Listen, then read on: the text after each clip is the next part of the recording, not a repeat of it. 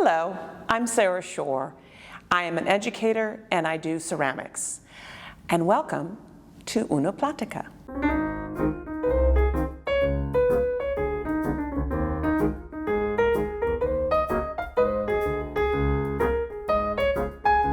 All my life, I have done something involved with creativity, and my family were very much, they encouraged it, and to the point where my dad would bring home pieces of paper from his office and I would draw on it and create on them. And so as I grew older, I always was drawn to the fine arts, and when I went to college, it was just like something that I was going to do. I'm not really sure, I wasn't sure where that was going to take me, but I knew that it had to be related to the fine arts in some way.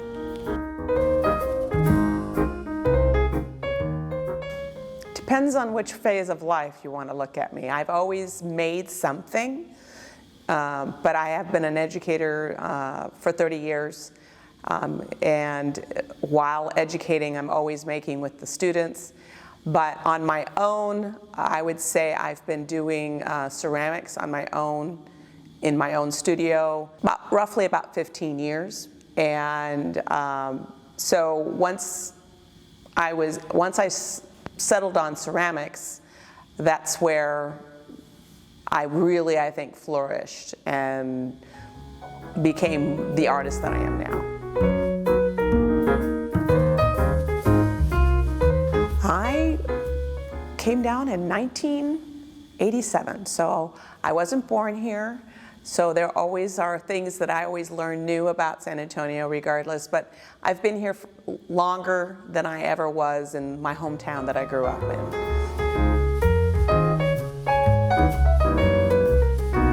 It changes.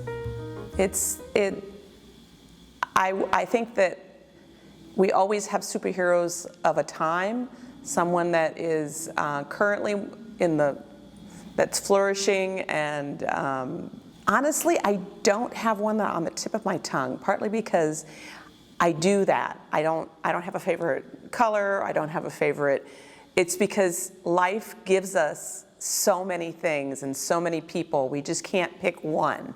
So I would have to say many women who are groundbreaking, who have gone and done the extra mile, and those who have been advocates and worked with people instead of just working against people, I guess, is what would be my heroes. I think the biggest things that I would like is that people buy art. They go and they get art and they bring it into their homes. And I try to do new ideas and new things, but at the same time, I do want art to be part of our environment, part of our world. And I think the biggest impact, is that when you walk into a home and you know that someone has curated that home, they have found these items from so many different places, be it in different countries or different artists. I think that's what I want my impact is, that somebody has bought my piece to be curated within their collection, I think is what I would love.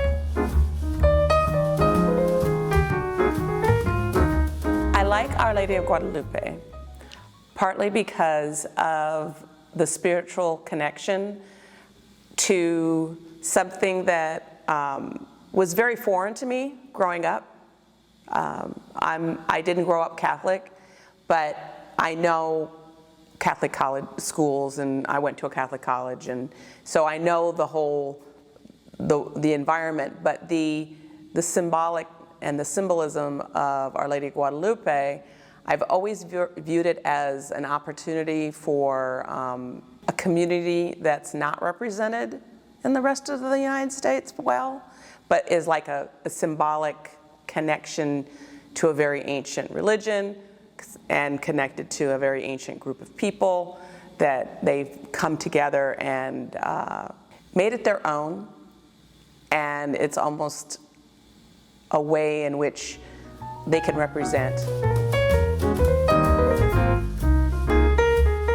Diversity of ideas, diversity of people, diversity of materials, diversity of where it's at. You can go to different parts of San Antonio and suddenly you realize, oh, wow, that's I wasn't expecting that to be there. So I think that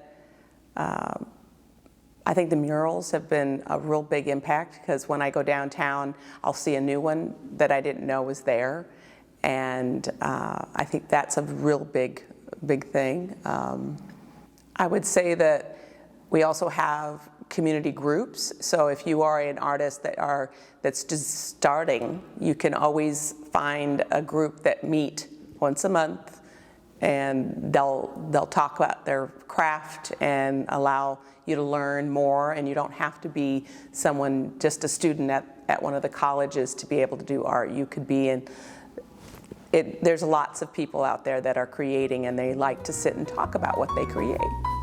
I like that.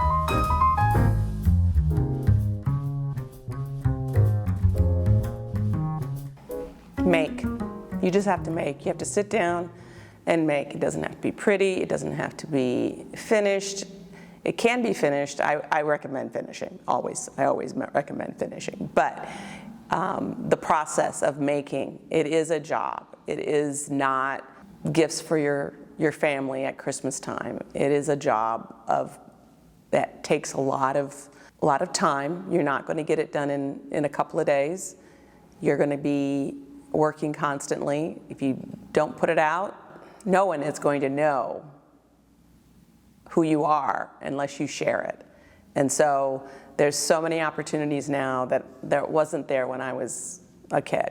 You know, just getting yourself out to be seen and showing off your work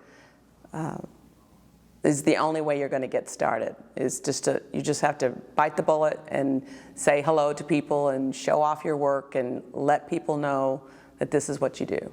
You have to let people know.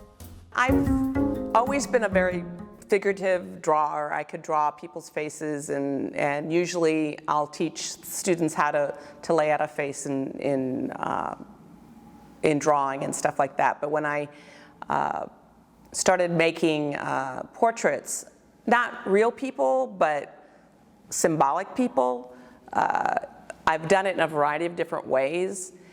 There's a classical way of creating a head where it looks like something that would be in a museum, and I've done others where it is a simplified version of a hollow form that I've taught to my students, and then I've done it independently with a little bit more with a political or fun direction.